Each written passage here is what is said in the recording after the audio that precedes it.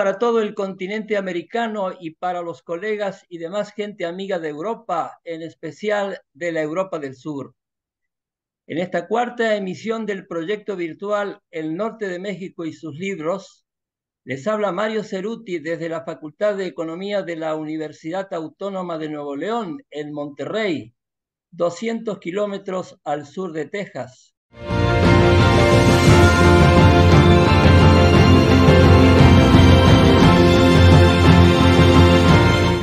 Iniciaremos este programa con la presentación del libro Huellas alemanas en Zacatecas, una historia de sueños, expectativas y realidades, 1825-1910, publicado en el 2021.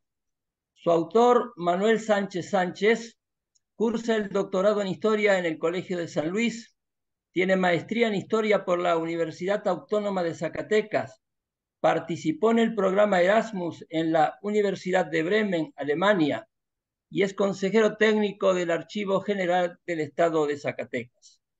El comentarista Jesús Méndez Reyes, maestro y doctor en Historia por el Colegio de México, investigador y docente de la Universidad Autónoma de Baja California, miembro del Sistema Nacional de Investigadores de México.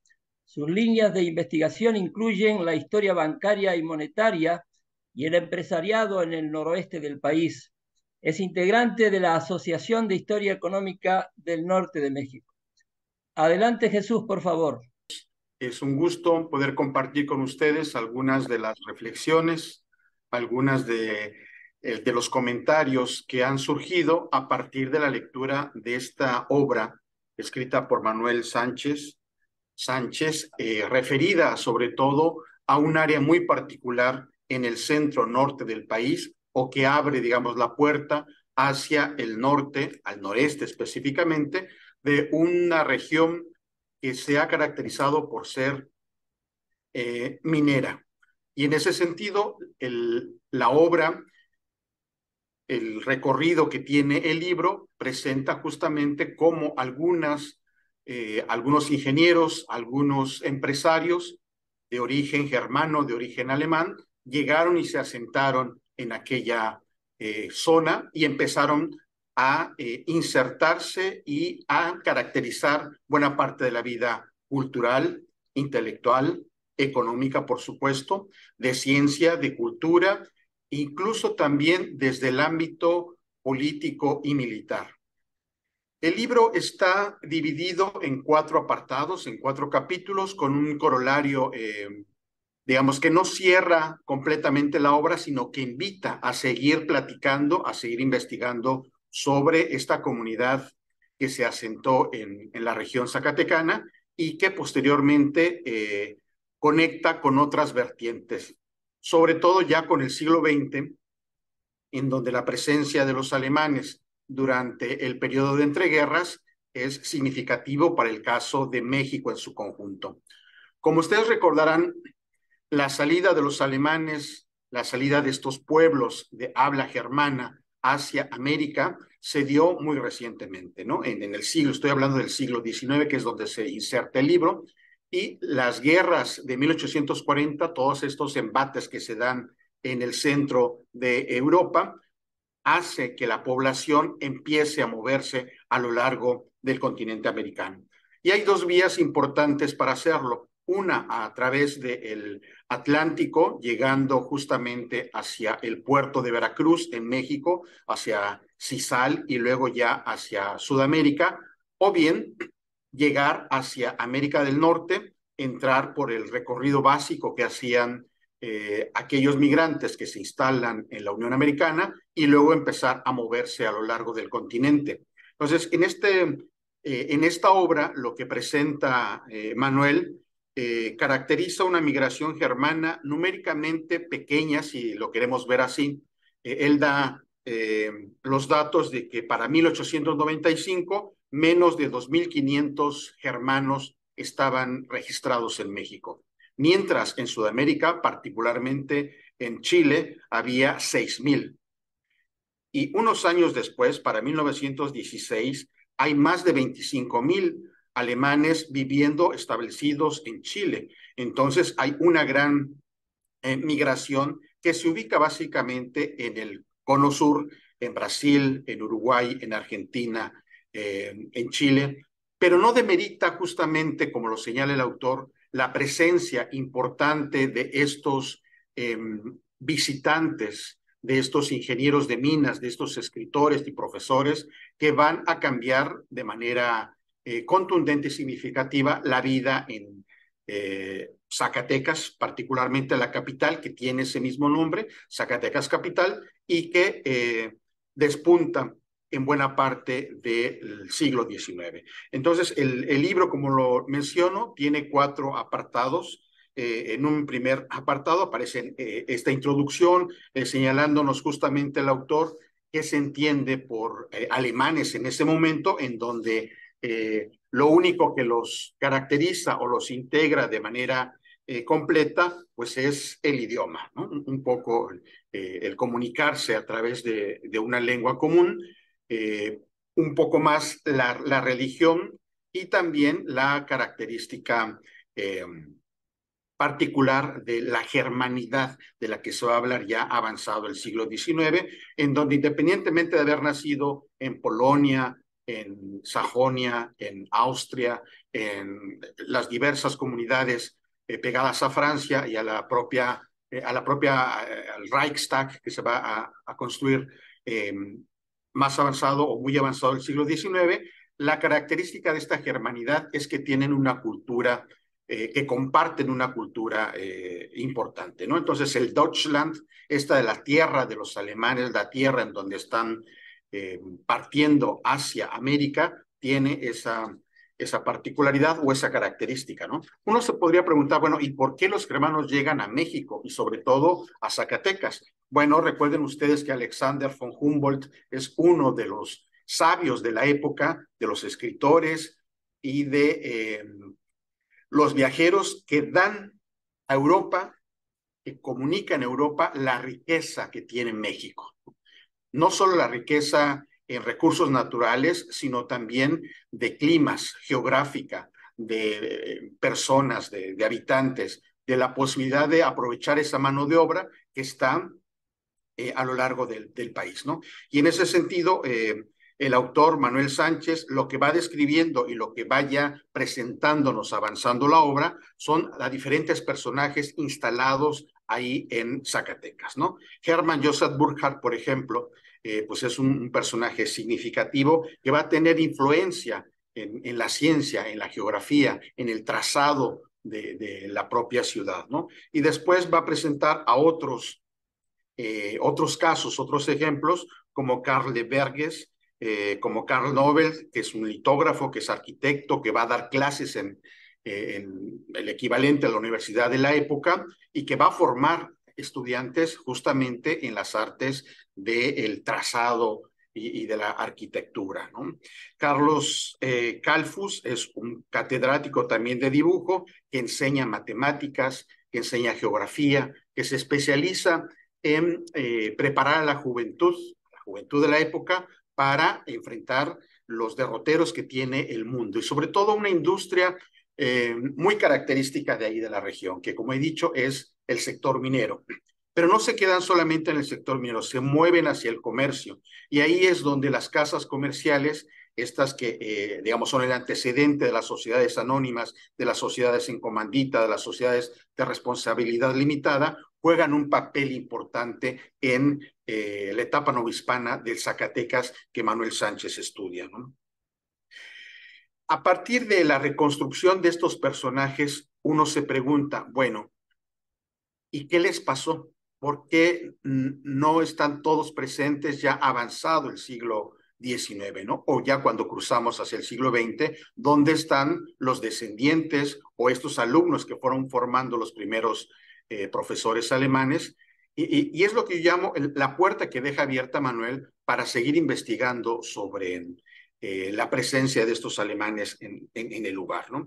Porque como él relata ya en el tercer capítulo y digamos, la segunda parte ya de la obra, la influencia económica, la vida política, incluso la vida militar de alguno de ellos, participa con Santana, se enemista con Antonio López de Santana, está a favor de la colonización en Texas, ya no alcanza a ser parte de los colonizadores o de quienes buscan la independencia o logran independizar a Texas de México, pero el recuerdo, los escritos, las fuentes que van apareciendo y que toma Manuel y va reconstruyendo, tienen negocios estos profesores, estos ingenieros, se asentaron en la zona y van formando y van creando redes importantes, no solo para la ciencia, sino también para el comercio. En la lectura del libro también uno logra identificar las fuentes documentales de donde abreva el autor justamente para reconstruir los estudios de caso o las biografías personales de estos señores, ¿no? Y llama la atención cómo en el Archivo Histórico del Estado de Zacatecas hay un apartado justamente con el que reconstruye Manuel parte de estos personajes, ¿no? Pero también está la correspondencia privada que seguramente consultó en Bremen, los libros escritos por científicos, hay levantamientos de datos geográficos, una riqueza importante de fuentes documentales y sobre todo los diarios de los viajeros, los propios periódicos, como el que señala ahí, que es el Illustrierte Zeitung, que me imagino que también va reconstruyendo parte de la presencia de estos arquitectos, de estos profesores a lo largo del tiempo. En este sentido, cuando uno observa la cantidad de alemanes en Zacatecas, que digamos cuantitativamente es muy pequeña, pero cualitativa y de influencia y trascendencia va a ser muy importante, ¿no? Entonces, el estudio de Manuel y la presentación que hace en su libro, digamos, a lo largo de toda la obra, permite conectar justamente cómo estos alemanes se mueven a lo largo del país. Sabemos todos que, por ejemplo, Brígida von Mentz ha estudiado a los alemanes en el centro de la República Mexicana, ¿no? Para el caso de Hidalgo, donde hay un sector importante de minas, para el caso de la Ciudad de México, Daniela Spencer y el propio Pérez Monfort reconstruyen otro tipo de alemanes ya a finales del siglo XIX y principios del XX, metidos directamente en el ámbito político y de disidencia al presidente Cárdenas o a las políticas que van a instrumentarse en ese momento.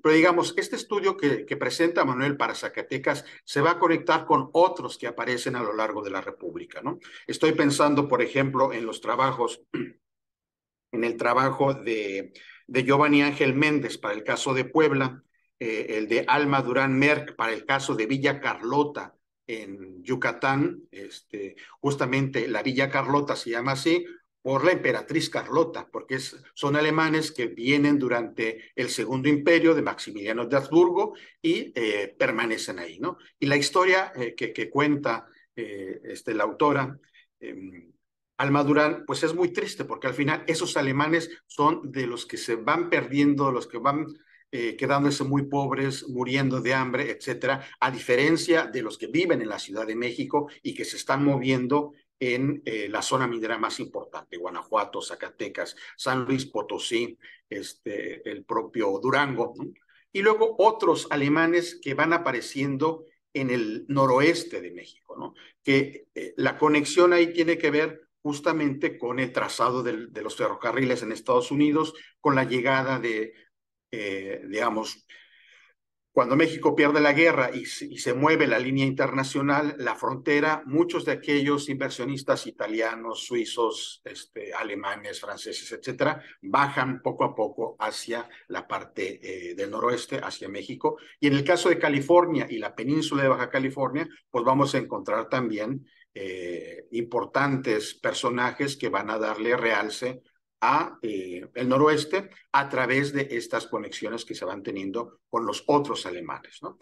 Hay un trabajo también, o hay trabajos recientes sobre la casa alemana en Ciudad de México, el banco alemán, el banco germánico que también participa con inversiones importantes durante fines del siglo XIX, ya lo que llamamos nosotros el porfiriato, es decir, un largo gobierno del general oaxaqueño Porfirio Díaz, que está casi 30 años en el poder, un poquito más dependiendo de dónde contemos la fecha, pero, digamos, la presencia de estos alemanes están a lo largo del territorio, ¿no?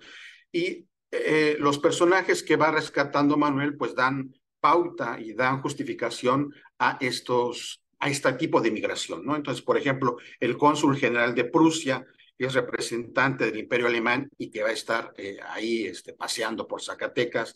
Otro personaje, Carlos Ostermayer, que va a ser cónsul del Imperio Alemán en Zacatecas y que inicialmente es acusado de contrabando, porque muchos de estos comerciantes iniciales pues funcionan justamente así, ¿no? A comprar, traer mercancías en los barcos, en las grandes embarcaciones y después distribuirlas. Y bueno, la competencia con otros comerciantes, tanto locales como de migrantes de regiones como Estados Unidos o la propia Europa, pues hacen que las acusaciones sean permanentes como contrabandistas, ¿no? Entonces, Jesús, 2 minutitos, 2 minutitos. muy bien. El último capítulo de la obra reconstruye o nos presenta a dos hermanos, Isidoro y Luis Epstein, ¿no?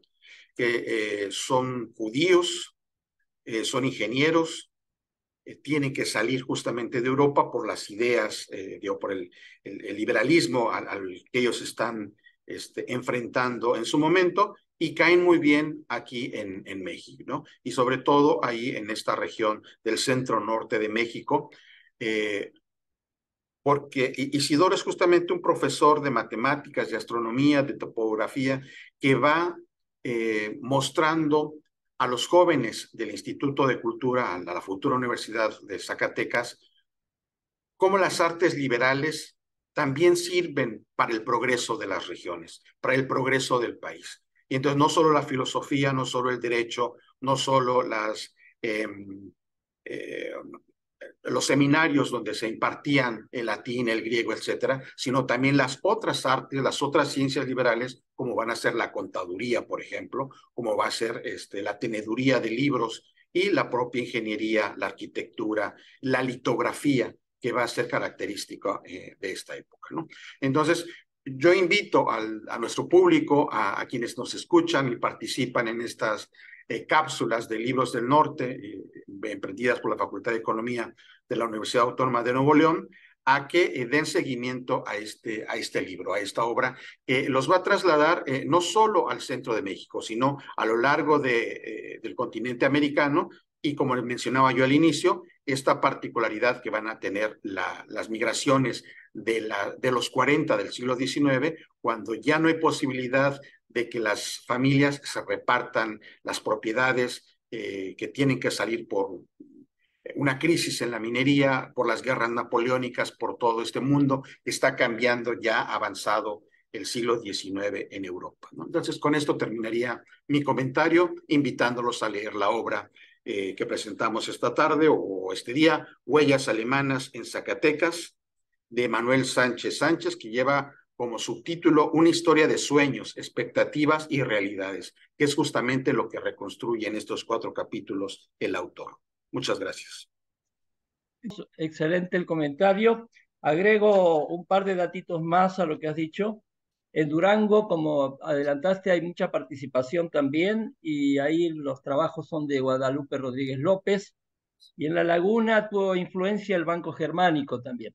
Manuel, adelante con tu participación, por favor.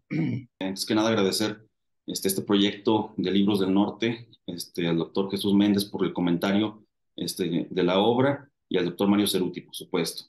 Y bueno, en base a los comentarios del doctor Méndez Reyes, yo quisiera pues agregar un poquito más en términos de intercambio de ideas, ¿no? Por ejemplo, yo parto precisamente en la propuesta que hago de este libro, es precisamente partir de la época independiente, ¿no? Nos vamos un poquito más atrás para poner a Humboldt, poner los antecedentes históricos precisos, pues para ver por qué llegan a Zacatecas, ¿no? ¿Por qué llegan a México? ¿Por qué la influencia de Humboldt es determinante para esto, ¿no? Y después nos vamos a los estudios de caso, ¿no? Donde se centran inicialmente con la minería. Yo creo que ese es el punto clave en Zacatecas para poder ver presencia de extranjeros, englobando ingleses, franceses, ¿no? y posteriormente norteamericanos, ¿no? Y los alemanes están muy, muy precisos en términos de ingeniería, ¿no? De la eficiencia de la extracción de los metales, ¿no? Y no encontramos tanto como ingenieros británicos, ¿no? Más bien encontramos ingenieros alemanes contratados por las empresas británicas, ¿no?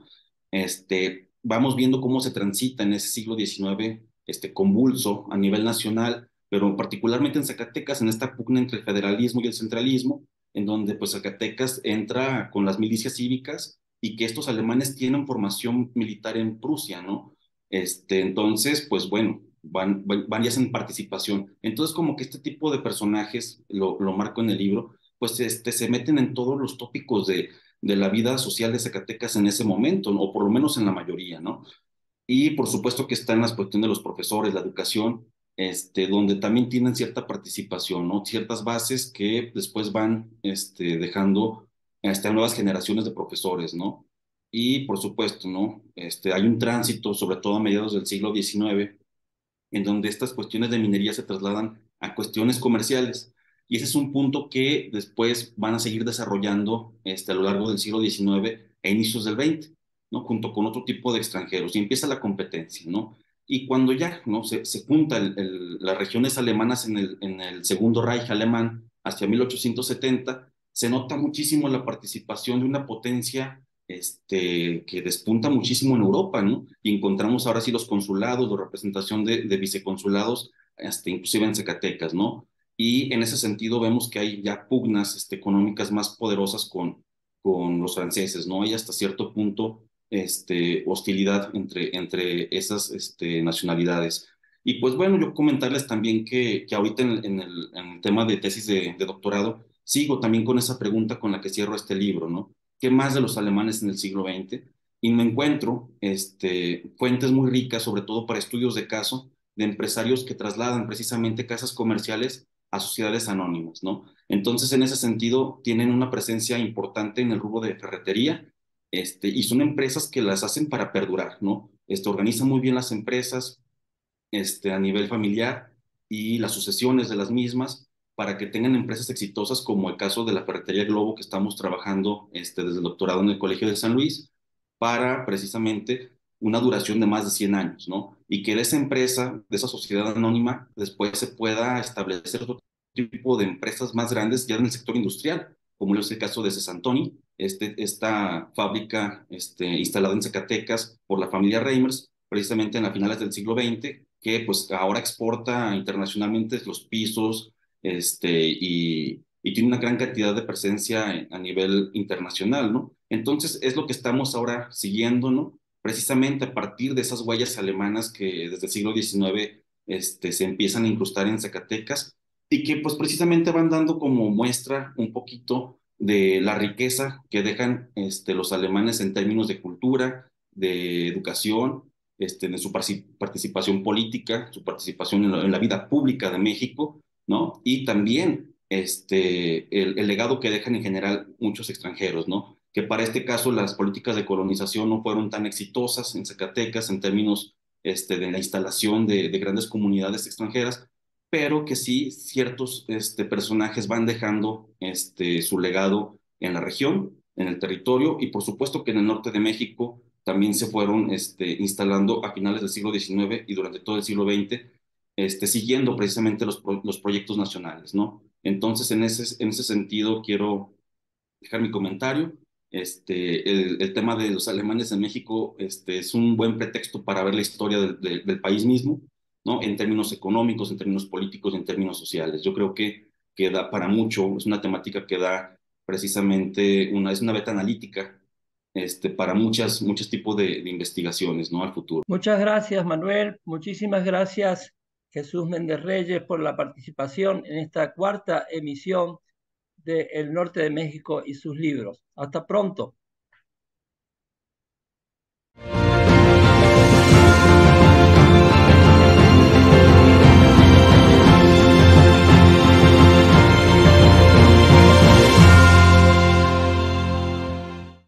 Continuamos y me presento. Soy la doctora Adela Díaz Meléndez, la directora de la organización Semilla Azul, y me permito mencionar que la segunda obra por comentar en esta cuarta versión del Norte de México y sus libros es agua, tierra y capital en el noreste de México, la región citrícola de Nuevo León, 1850-1940, publicada en 1991. Su coordinador fue Mario Ceruti, moderador de estas emisiones. Es doctor en Ciencias Sociales por la Universidad de Utrecht en Países Bajos, miembro fundador de la Asociación de Historia Económica del Norte de México, investigador y catedrático en la Universidad Autónoma de Nuevo León, y sus líneas de investigación incluyen la historia económica y las actividades empresariales. Gracias, doctora. El comentarista Gustavo Lorenzana Durán es doctor en Historia y Estudios Regionales por la Universidad Veracruzana, profesor e investigador en la Universidad de Sonora, miembro del Sistema Nacional de Investigadores de México. Entre sus líneas de investigación destacan los usos del agua en zonas áridas y la política agraria. Es miembro de nuestra Asociación de Historia Económica del Norte de México. Adelante, Gustavo, por favor. Buenas tardes a todos. Y estamos aquí para hacer la presentación del libro cuyo título es Agua, Tierra y Capital en el Noreste de México. La región citrícola de Nuevo León, 1850 y 1940, cuyo editor fue Mario Ceruti y fue publicado en el año de 1991 por la Facultad de Filosofía y Letras de la Universidad Autónoma de Nuevo León. La obra mencionada podemos decir que fue pionera en los estudios sobre agua y tierra, como dos recursos complementarios y no separados. Es oportuno decir que la historiografía agraria sobre México había puesto el acento en el reparto de la tierra. En ese sentido, es la novedad de este libro. Uno de los autores es Bernardo Flores Flores, que en el prólogo da cuenta de la pertinencia de los estudios contenidos en el libro, ya que esperaban que sirviera para que en esos tiempos de crisis, supongo que en ese sentido serían crisis, una sequía como ha sucedido recientemente en el caso del estado de Nuevo León y concretamente en Monterrey, y dificultades múltiples para que coadyuven en la construcción de alternativas viables que beneficien a todos, empresarios, citricultores, trabajadores del campo y de la ciudad. Aquí tendríamos una utilidad de la obra que, a mi parecer, se ha perdido de alguna manera en los textos que no dan cuenta precisamente de para qué sirve el texto que se lee, quiénes son los destinatarios y qué acciones podrían llevar a cabo los mismos. Pero quedaría precisamente este punto para la discusión. Mario Ceruti, por su parte, en la presentación, dijo lo siguiente: los estudios agrupados en este volumen aspiran a poner de relieve la importancia de un recurso tan fundamental como escaso en el extremo noreste de México, el agua. Ya con este planteamiento, Mario perfilaba ya una de las líneas de investigación que más adelante se van a desarrollar por colegas de otras instituciones educativas y centros de investigación, a partir de poner de relieve precisamente ese recurso hidráulico frente al asunto de la tierra. Parecería ser que en automático, al dotarse la tierra, se dotaría el agua, y veremos que eso no fue de esa manera. ¿Sí?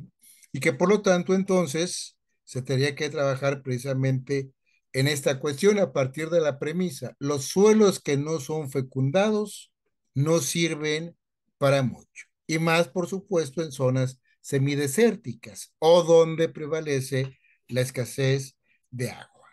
Por lo tanto entonces, en ese sentido, ¿verdad?, se planteó el siguiente esbozo sobre el área de estudio. Desde finales del siglo, en lo que hoy conocemos como la región citrícola de Nuevo León, espacio edificado en fuerte medida en torno al río Pilón, su vida cotidiana quedaría sensiblemente alterada con el arribo del ferrocarril, el acercamiento del mercado estadounidense y el despertar de las plantaciones citrícolas. Para esta comarca, el porfiriato supuso transformaciones de larga duración. La revolución de 1910 no las castraría. agua, tierra y capital jugarían un papel preponderante en este nuevo ciclo, cuyas prolongaciones llegan hasta el presente. Yo en ese sentido me voy a abocar o me interesó destacar fundamentalmente lo que tiene que ver con el agua, dejando pendiente tanto lo que tiene que ver con la tierra y el capital. Por lo tanto, con el capítulo que abre el texto es de la autoría de Verónica Sieglin, cuyo título es Agua, acumulación de capital y burguesía en la región citrícola 1910-1934. Ella nos dice que su estudio se enfoca en una región agrícola ubicada en el noroeste del país, México, que se destacó por su incipiente integración en el mercado mundial. Los ejes de su estudio son la atribución de tierras y aguas y el desarrollo del capital en el sector agrario. Nos dice que su trabajo va a estudiar las diferentes formas de adquisición de la tierra y agua, los tipos de tenencia, el desarrollo de la producción y de sus relaciones sociales, y finalmente la estructura social en la región citrícola de Nuevo León. Del capítulo destaco las formas de acceso a la tierra irrigada por parte de los agricultores de la citada región citrícola.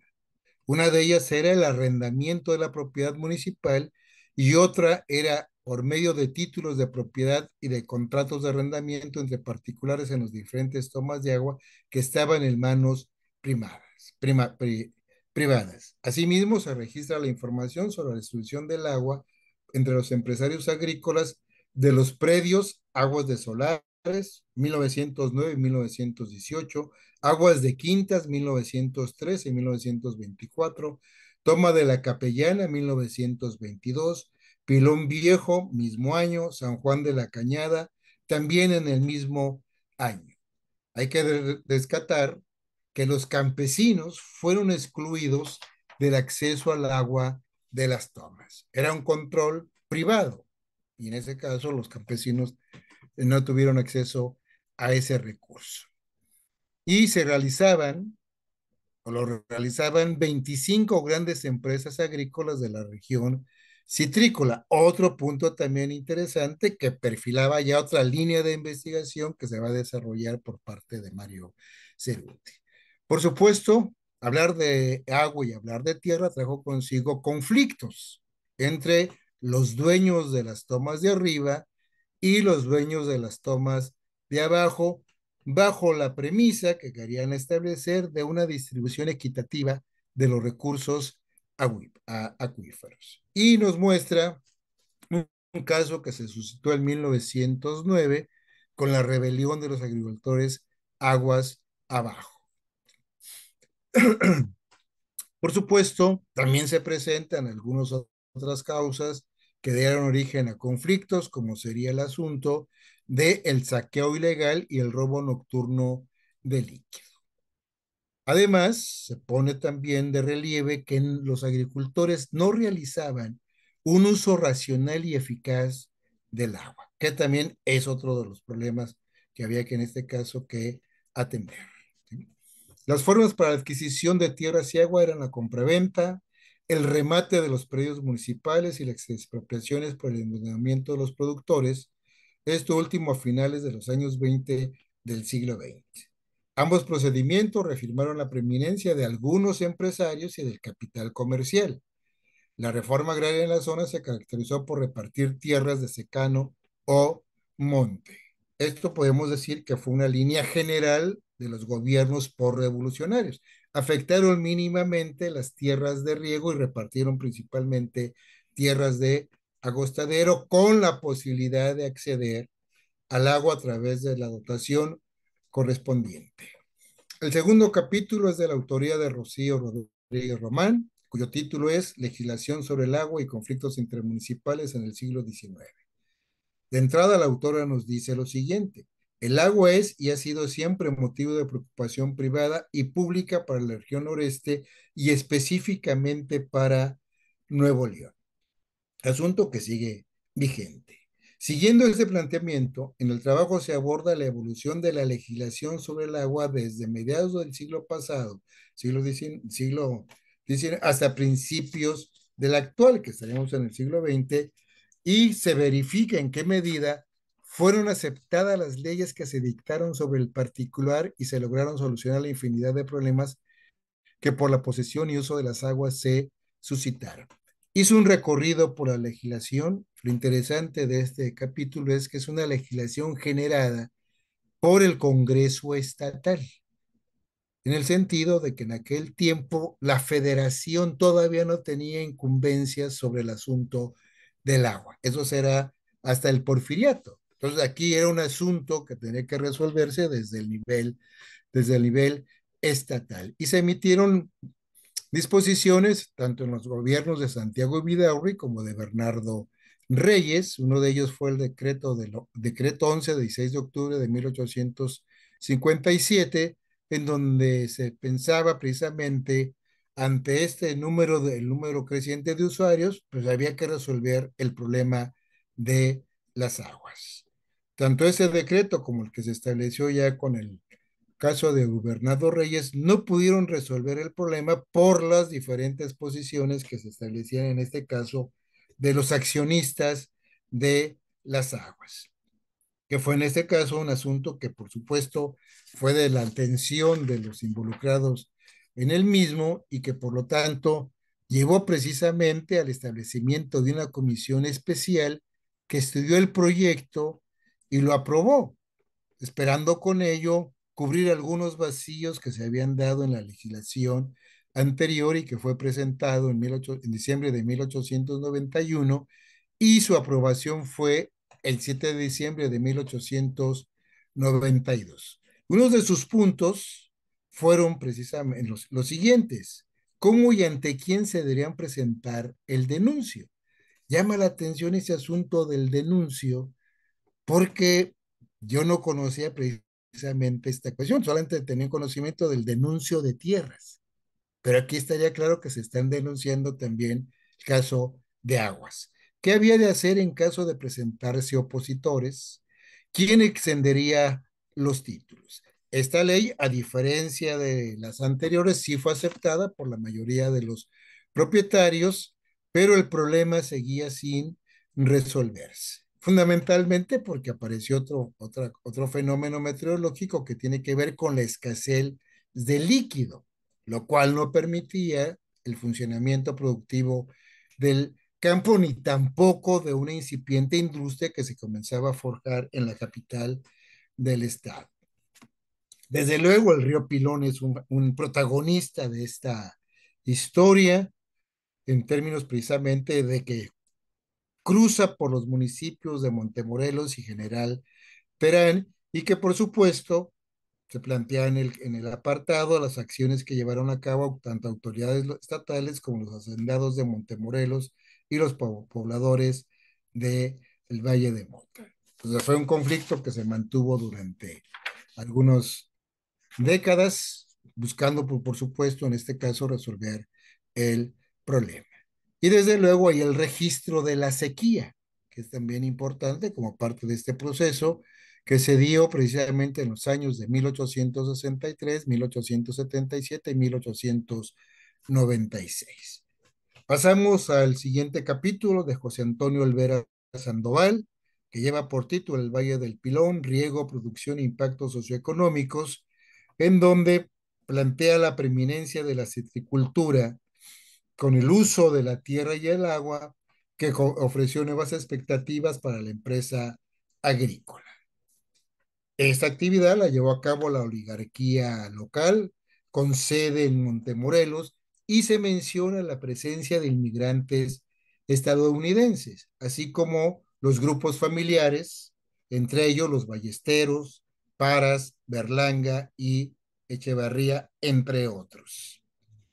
Por supuesto, se dedicó un apartado al medio geográfico del Valle del Pilón, en donde se hace referencia a la extensa variedad de valles fértiles que son irrigados por los ríos y los arroyos que nacen en las montañas. Y desde luego la relevancia que tiene el río como fuente de irrigación para los municipios de Rayones, Montemorelos y Terán por medio de una infraestructura hidráulica conformada por acequias o canales y tomas de agua. sería una cuestión interesante en lo que tiene que ver también la infraestructura hidráulica al respecto. Pasamos con el caso de María Cebadúa, que es interesante el texto porque rescata las solicitudes de agua que presentaron los ejidos de Galera, Chihuahua, Pilón Viejo y el Fraile. Digo que es interesante porque solamente hemos observado en la historiografía que se dan las solicitudes de tierras, no de aguas. Y la legislación en la materia planteaba ese doble camino. Primero era solicitar las tierras y en segundo lugar solicitar las aguas. Y ese texto es el ejemplo precisamente de lo que hicieron los ejidos. Desafortunadamente, pues no lograron el propósito de la dotación de aguas porque no había la infraestructura correspondiente. En otras palabras, no se habían ampliado los canales para suministrar el recurso agua a los ejidos. Y cerramos la presentación con el texto de José Ángel Anguiano, que se menciona contratos sobre compra y venta de tierras y de aguas que se dieron precisamente en en la región citrícola, con los registros de tanto del año, comprador, vendedor, horas aguas y el precio social. Una información interesante para seguir ahondando sobre el tema fuera del estado de Nuevo León. Gracias. Gracias, Gustavo. Un par de preguntas para que brevemente amplíes algunos puntos de lo que has tratado. Primero, eh, ¿por qué llamas pionero a ese libro? No sabía yo que, que era pionero porque lo hicimos en un tiempo en que parece que todavía lo del agua no estaba muy tratado. ¿Cuál es tu versión al respecto? Sí, es que sería en ese sentido, Mario, precisamente el asunto del agua todavía no sería trabajado. Yo tengo referencias que uno de los primeros grupos que comenzó a trabajar sobre el agua fue el que uno que conformó Luis Aboites hacia 1994 con colegas del CIESAS, que ahí sí trabajaron sobre el asunto del agua, no solamente en la cuestión de la agricultura, sino también con empresas, ¿verdad? Que suministra para el uso doméstico del agua, uso agrícola y el uso industrial. Por eso decíanle es pionero, porque por lo menos es el texto que yo conozco en donde se da esta vinculación entre los dos recursos, ¿no? Bueno, Agua y tierra. también hablamos del capital, que eso después lo hemos estudiado bastante, del Ujú. mundo empresarial. Ahí ya hay una primera versión, ¿no? Del mundo del capital o de los grupos burgueses regionales, ¿verdad?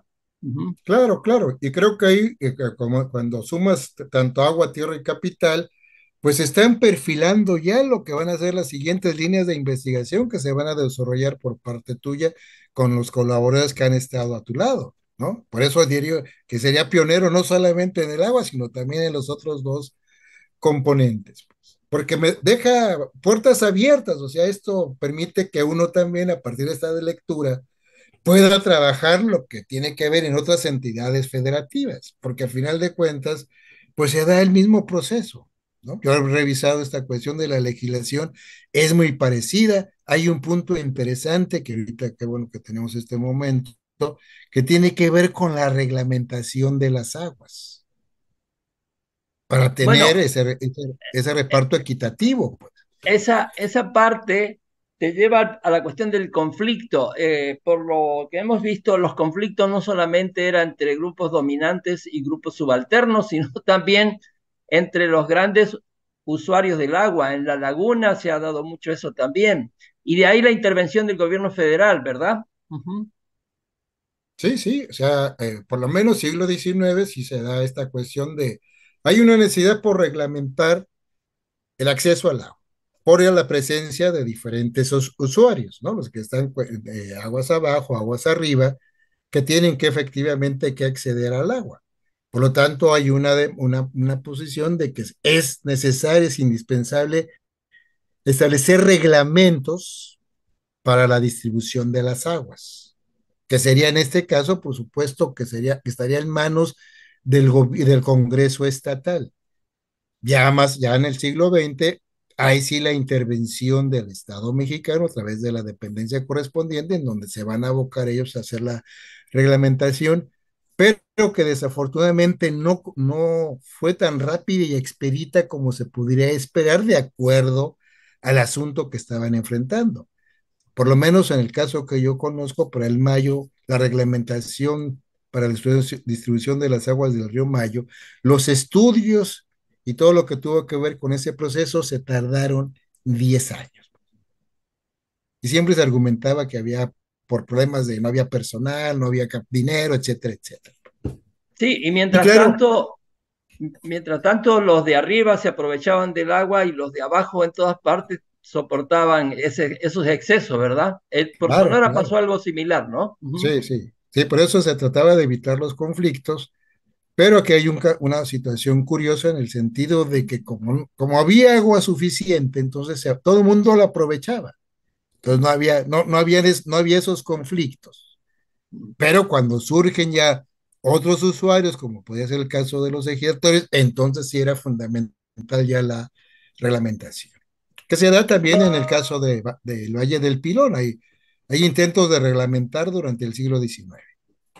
Muchísimas gracias, Gustavo, por tus comentarios.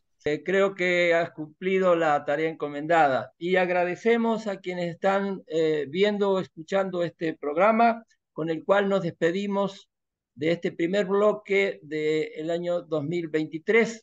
Continuaremos en enero. Muchísimas gracias.